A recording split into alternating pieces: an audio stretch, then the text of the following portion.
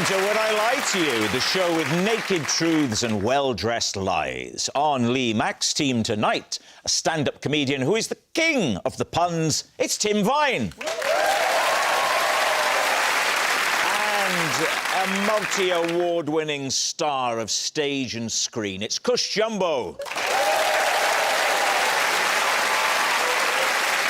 And on David Mitchell's team tonight, comedian, presenter and loose woman, it's Judy Love. And he's an artist, broadcaster and national treasure, it's Sir Grayson Perry. We begin with round one, Home Truths, where our panellists read out a statement from the card in front of them. To make things harder, they've never seen the card before. They've no idea what they'll be faced with. It's up to the opposing team to sort the fact from the fiction. First up, it's Judy. As a schoolgirl, I got a free can of Coke every day from my newsagent in exchange for keeping quiet about his affair. Lee's team. How old are you? I was 12. And this happened for how long? Maybe for about a year or so. How did you know about the affair? Because I walked in on them. What were they doing? Something that they shouldn't be doing. Bit of a pick and mix. Well, he was picking and she was mixing. What did you see them do? They were getting amorous, were they? Gosh. Right, so went in and the door, because it was a post office as well, was open. And because we know him, I peeped round and somebody was on their knees. Oh, God. Have they dropped a contact lens? Or they were simply praying for forgiveness. Yeah. That's not how you lick a stamp.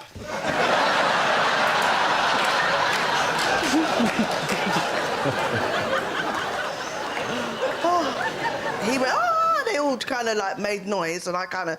Oh, just checking if you was all right, so I was just checking if you was all right. What did he say? And he was like... Oh, yeah, I'm fine. Yeah. Did you know who she was?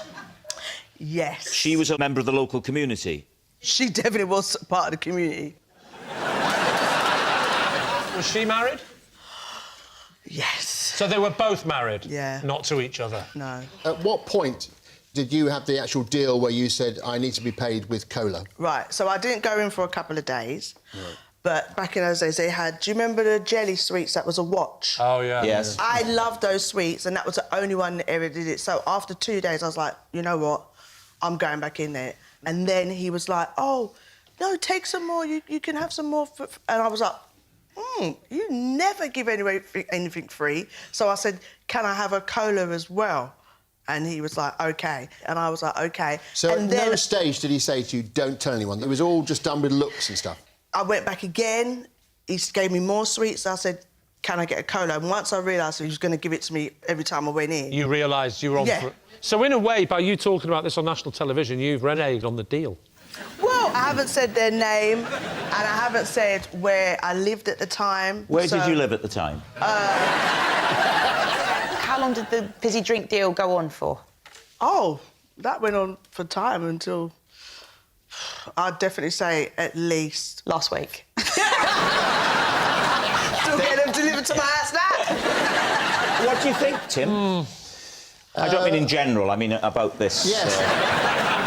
I think it's true because your description of the sort of looks backwards and forwards and it rings true to me. I'll go with whatever you think. I'm not sure. Are you 51% even towards one or the other? Oh, I see what you mean. You'd have to be sure, Is that but... part of the game, or do you just not want to decide? I don't like deciding. OK. Because I like someone to blame. OK. There's no right and wrong answers. Well, I mean, yeah, there are.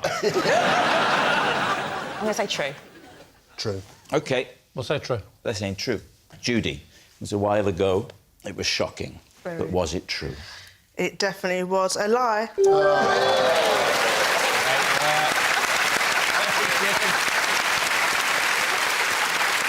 It's a lie. Judy wasn't bribed by her newsagent. Tim, you're next. I once wrote a love song for a girl I saw in a shop.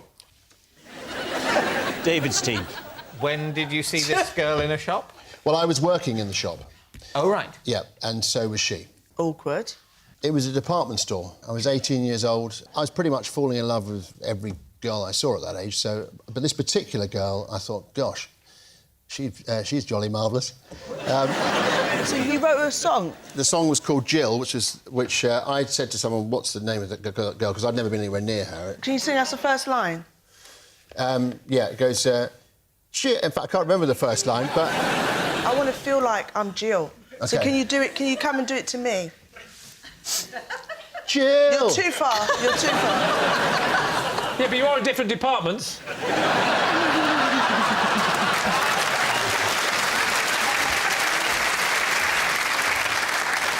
what happened? Is Jill typing? Is she serving a customer? What is she doing? It was my understanding I came over here to sing. Jill! I can't bear it anymore. It's destroying me inside. Jill! I am coming back to you. Yeah, I've made up my mind. That's it.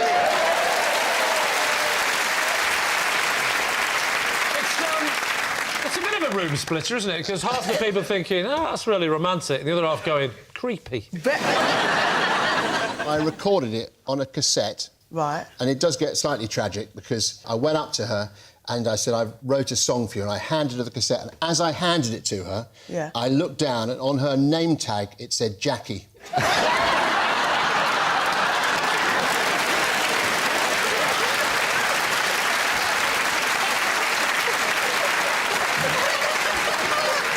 What do we reckon? I think it's a lie because it was too funny. It was too funny. I love the detail of the Jackie on the name badge because I was thinking about name badges. Exactly. But then maybe Tim was as well, as he invented the story. He is a comedian. Should we go for that last bit? I think we're going for a lie. OK, Tim, it was a heartwarming story. Very. Truth or lie? Every word of that is true.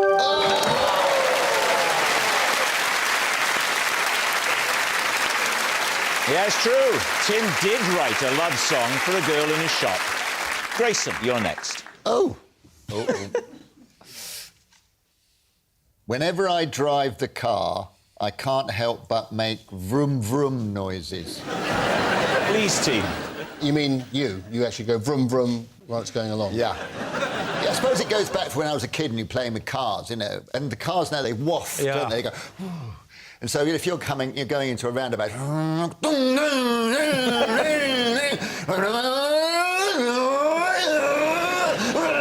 know... Yeah. So you get, you know, so you're on board. You're on board. How long have you been doing this for? I do it unconsciously, I think. Unconsciously, when you're driving? Yeah, I don't know. I didn't pass my test until I was 30 because I was always a motorcyclist, you see. So I was used to the noise. That's quite late to pass a driving test, isn't it? Yeah, David, how old are you now? I'm 49. And when did you pass again, remind me? I haven't passed. Oh, you haven't yet. passed, have you? That's it. Have you ever tried? Have you ever sat your test? Once. And what happened? What do you think? Well, we know you failed. What happened? No, you know, I crashed into a mobile library and exploded. Did you go back in time? Mobile library. Well, it was in the past. Was it a DeLorean that you were driving? Oh, this is a good opportunity for me. Marty! Marty! We gotta get back in the car! I'm doing Doc Brown. Thank you, Grayson. Thank you. So you're doing vroom vroom vroom for the revs in the car. Do you do other things like when you go around the corner? Do you go like that, or do you do the windows up and down? You do it all. Right, Kush, what do you think? I think it's probably true, only because your performance of the Vrooms was so quick. Tim Vine. I think it is true. You think it's true? Because I I thought we were coming to a close. I realised it was the start of something. Sorry. I just have to give a reason. You can't park there, mate. Well, you wound it the same way. Surely the other way to go back up. It wasn't down properly. It's true. We're going to go true. Grayson, they're saying it's true. Was it true or was it a lie? True. Oh, it's true. Yes, it's true. Grayson does make vroom vroom noises when he drives. Our next round is called This Is My, where we bring on a mystery guest who has a close connection to one of our panellists. This week, each of Lee's team will claim it's them that has the genuine connection to the guest. It's up to David's team to spot who's telling the truth. So please welcome this week's special guest, Paul.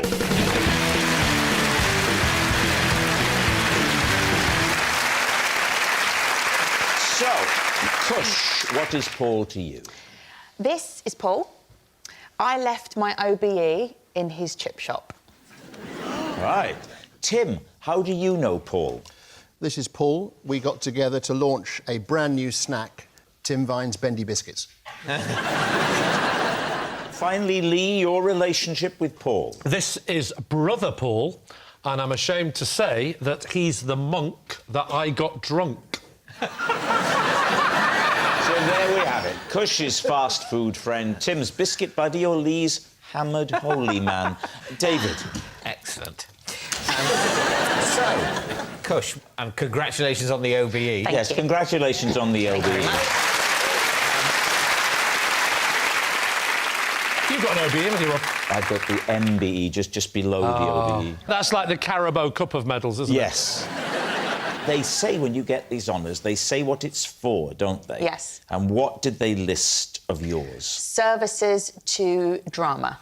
Just services to drama. What do you mean, just? What's wrong with that? Because sometimes there are people and then they'll say services to something, charity and something. It'll be a few things. What were you? Services to what? You got it for punctuality, didn't you? Kush, where is this chip shop? In East Dulwich. Why were you carrying your OBE with you to the chip shop? Well, I took my parents to the palace. It was a very special day. I wasn't at the OBE bit where you get sandwiches and stuff after. Why weren't you at the bit with the sandwiches? Because after? you don't always get sandwiches and snacks after the awards. Like, on that day, the Queen gave me my OBE, and then you get to mill around a bit, and then you leave, you depart the palace. Oh, is it? So if it's like, if you have to make do with Princess Anne, you get sandwiches, but if you got the Queen, then no snacks. Yeah. So the package evens out overall. If it's Prince Andrew, it's like a 5-course meal with booze.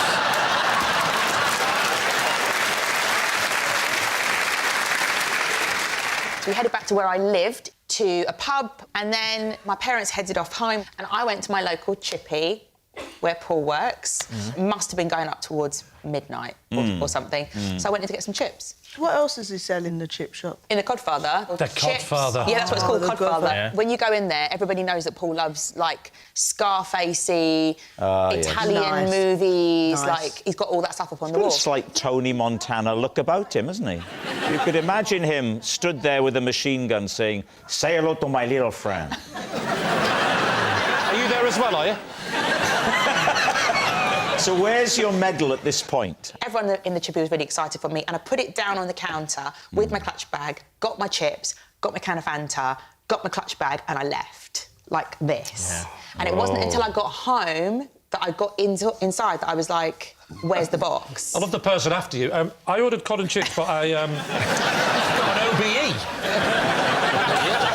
But by that time, Paul had closed, so I literally spent the most fretful night waiting to find out if it was in there. I went back at like 3 because that's normally when he starts to open and heat things up. Oh, he don't open at lunchtime. He's not a kebab shop, Judy. He's a proper chippy.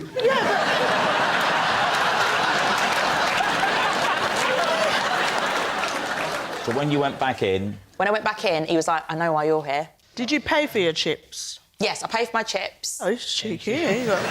He obviously wasn't having an affair. Right, who's next? Right, Tim, remind us what you marketed with Paul. It was to launch a brand new snack called Tim Vine's Bendy Biscuits. Describe the snack, please. Well, the snack came about from when I'm at my mum's on a Sunday, she makes me biscuits. How old are you? On this particular day, she made me this biscuit, and I just noticed it was slightly malleable. And I began to bend it, and he could touch his toes, you know, all the way like this. I just immediately thought, Tim Vine's bendy biscuits. I thought one of the defining characteristics of a biscuit was that it would snap. I don't think it qualifies as a biscuit if it bends. Well, in my eyes it did, and I called it... So what happened, Tim? I happened to be chatting to a friend about this, and he said, well, I've got a mate who works in that industry. The biscuit industry. The biscuit industry. Specifically the biscuit, not Well, the the biscuit- food industry, the biscuit industry. You're very keen when for us I to believe said- he's a monk, aren't you, Lee? Did you have any marketing ideas for this? I mean, your Yes, creative I did, yeah. brain... I immediately thought, you know, Tim Vine's bendy biscuits. Go on, have a bend! I thought that'd be the advert. Who did Paul work for in the biscuit industry? I don't know the name of the company. I wasn't there to try and quiz him what his background was. He lived in a massive house with loads of statues in the garden, and I thought, this guy's successful, and it's down to biscuits. You went to his house? You went to his house for the meeting, and it's a huge house with statues in the garden. Did he wear a top hat and drive a Rolls Royce? Paul said, let's do a tasting. So this is where the empire crumbles, if you like. I got that, and I explained everything to my mum, and blow me, she couldn't find what it was she did to make them bending. She'd made several attempts. They were getting crumblier and crumblier. Well, I mean, she did one biscuit, it was like sand, you know, and I said, it's going in the wrong direction. We want to make it bendy. Tim, how long ago did your stuff happen? About 2 years ago. Oh. I know you assumed he was a child, but no, that happened in his adult life. If you are telling the truth, I'm going home to try and make some bended biscuits. Well, it's this, Lee's nonsense, or OBE in a chip shop. That's what we've got. Oh, you're not even asking about me. You've already got into summary mode. OK, Lee, how did you get brother Paul drunk? Well, I was trying to promote my new Lee Max Rigid Rich Teas. No, we were at a party. Whose party was this? This was a guy called Peter. And he has a brother, and I know you're going to laugh, called Paul. This Paul. I don't think anyone was going to laugh, no. Paul is a monk. What type of monk? Oh, I don't know the type. He was taking a vow of silence, we didn't chat.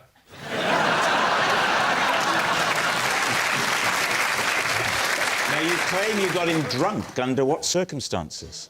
Well, Paul had asked me... At Peter's party, Paul Peter's asked parties, we were picking pecks of pickled pepper, and... we went... He asked me to get him a drink. So he's let out for a special day because it's his brother's party. Why is he not dressed as a monk now? Because it would be a bit of a giveaway that it was...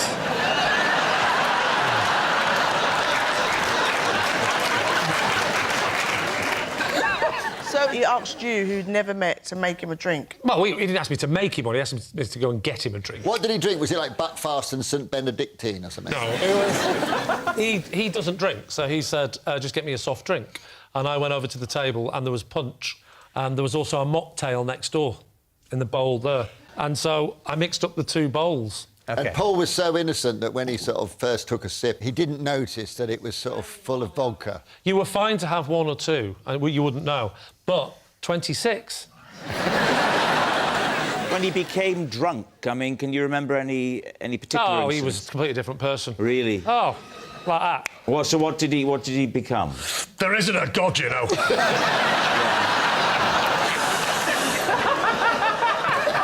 I'm just in it for the free food.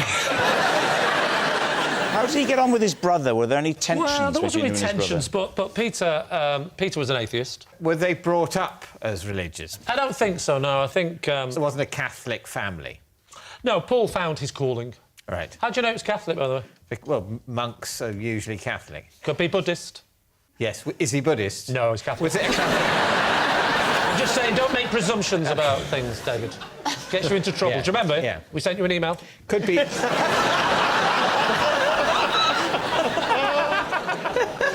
OK, but it was, in this case, Catholic. And do you know the order? Just one mocktail, please. All right, we need an answer. So, Yeah. David's team.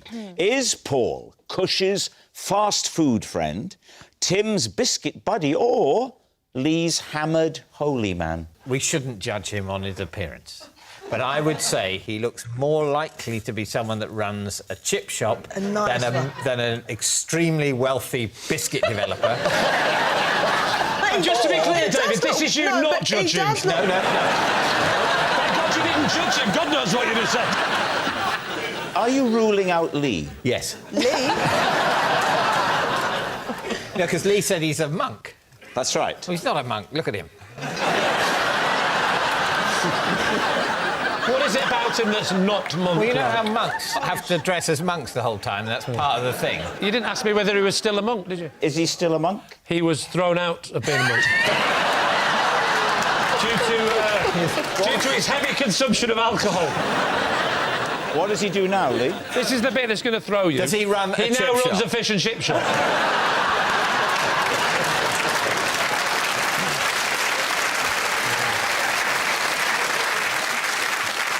Well, I've been to an investiture at the Palace and they don't serve any food, so it's believable, I think. Yeah, it is. It's unlikely but believable, and the other two, they seem impossible. So, you think it's Kush and the OBE story. Paul, would you please reveal your true identity? I'm Paul, and Tim and I try to work on the biscuits.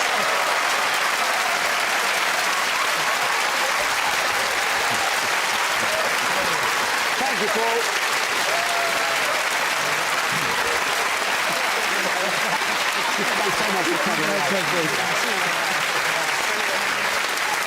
Which brings us to our final round, Quickfire Lives, and we start with... It's David. I once went to the opera, but found it so unbearable, I spent the last hour secretly listening to an audiobook. Lee's team. OK, what was the opera? It was La Bohème. I've seen La Bohème. Can you tell me what it was about? Is it set in Paris? Go on. Well, am I right? Because I don't want to carry on. They were like in a room. In a room. And one of them dies, I think, at the end. Is this the La Bohème that you know and love? Don't know, I've never seen it. Who had taken you there? Whose idea was it? So a friend of mine called, his name's Stephen. I don't know if you believe that or not. He'd arranged a group trip to see this, and it was dark. We were sitting still. So did you pop your pods in surreptitiously? I think they were headphones with a wire. But if this was Stephen's idea, were you not worried that this would look a bit rude in front of Stephen? No, he's a good friend of mine. Did you nudge him and say, you Enjoy. don't mind, do you? Or did you just No, do it? I thought that might put them off their singing, and I didn't want them to slow down. Would you have had to take the iPhone out, though, to get onto that particular site? It wasn't already on and loaded. I had to furtively take it out. Kush, if you're doing one of your wonderful stage performances and you glance into the audience and you notice a sort of figure there going... fiddling in his pocket.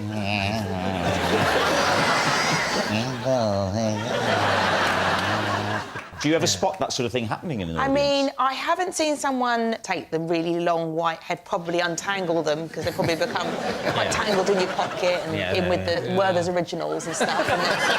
Werther's Original. All right, what are we thinking? I think it's true. It was a trick question. I couldn't remember who had said it. No, well, you've got a lot to do, Ron. To be fair, I didn't spot it either. I was thinking, I think she's lying about the whole lot. I had a 50-50 chance there of getting it right. I should have gone, so what do you think? So do we believe David put his headphones in? I think he's a polite chap, and I think he'd put himself through something he wasn't enjoying rather than do that. So I think it's a lie. Kush? It's a lie. Think it's a lie? Yeah. I think it's a lie? Right, so it's a lie. It's a lie. They think it's a lie, David. Truth or lie? It's a lie. We got one right. Yes, it's a lie. David didn't listen to an audiobook at the opera. Next. It's Tim. Aside from Mr. McKee, who taught PE, 3 other teachers at my school taught subjects that rhymed with their surnames. David's team. OK, so Mr McKee taught PE. Yes. Who else? Mr. I'm having a cough, genuinely having a coughing fit. Mr. Wait, Katz. are you ready? Okay, I'm better now, thank you. Carry on, Tim. Mr. Katz. Oh, good God. Good God. If you say Mr Meography, forget it. Mr. Katz. Mr Missile and Technology. Mr. Katz. K-A-T-H-S. Mr. Katz. Yeah. And Mr. Hench. French. Mr Hench, Mr Caths, and who else? It was a little bit tenuous, the third one, but it was a bit of a joke amongst us. So it was Mr. Hort taught sport. You got PE in sports? Yeah, that's right. Yeah. Well, PE was something that happened in lesson time, and then sports was something that we did, obviously, But what did Mr around about 4 Hort o'clock. teach? It might have been what was called loosely then science, so it would have been, you know... Surely that was Mr Bryant's. No. Do you have any at your school, Lee? Who's... Just the headmaster, Mr Morstel.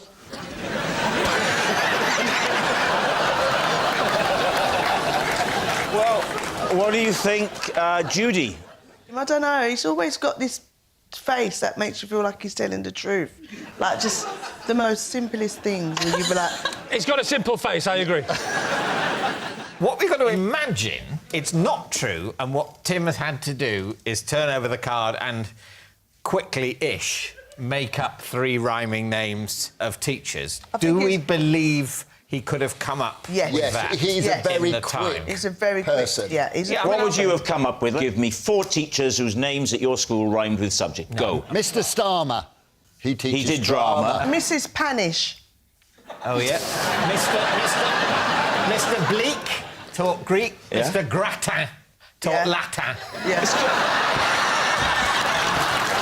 This is fun, isn't it? Yeah, let's just do this. So what's it going to be, David? Just one more question. Tim, can you name a teacher whose name didn't rhyme with the subject they taught? Yeah, Mr. Schwartz, and he was... He could have done sports. No, Do you know we'd have taken Schwartz and sport? Come on, it's time to decide. Lie. All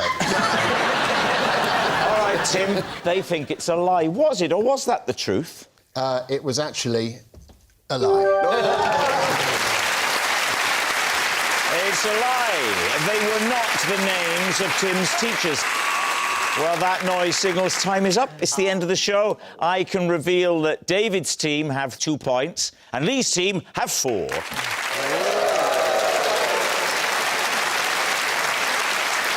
Thanks for watching. We'll see you next time. Good night.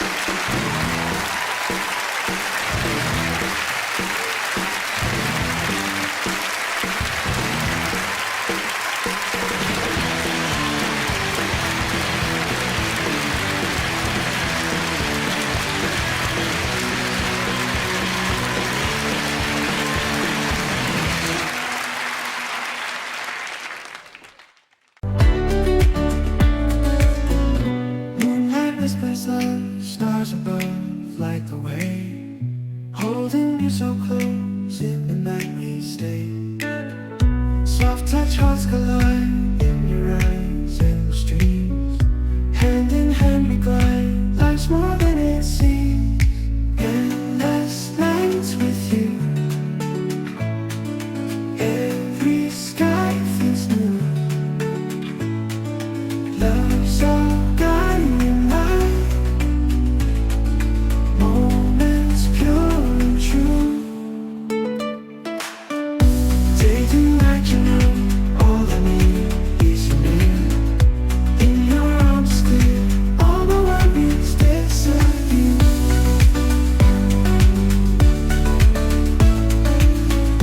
Dreams we keep alive, stories shared so deep. In your heart of time, promises we keep. Endless nights with you.